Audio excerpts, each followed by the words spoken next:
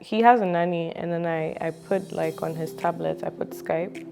I don't know if that was a mistake or it was a good thing, but he calls me every single second when I'm away working. Okay, so the dynamic of raising him solo, even though you co-parent, that's a lot of pressure on your shoulders, as you said. Some of the things I realize, it hurts their feelings. Yes. And then they come back and say, Mommy, what you did the other time, I didn't like it, it wasn't nice. And then you feel so bad. I feel bad, but I know I did the right thing.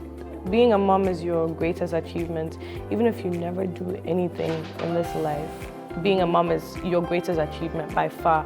It comes before being a businesswoman, it comes before being a boss lady, it comes before whatever that you do in life, because carrying a child for 9 months, 9 months is almost a year. It's not easy, and the emotions, I actually get teary-eyed because it's like, wow, I do have food in my fridge. Sorry. I do have food in my fridge and I have a roof over my head. So why? If a kid can understand that, if a child can understand that, then why can't I? Why can't I? Yeah. Because being a single mom is not easy. Yeah. And then when you see your kid flourishing every single day, and then you see it, but then others are seeing it. And then people treat him with love. Wherever he goes, people want to do things for him.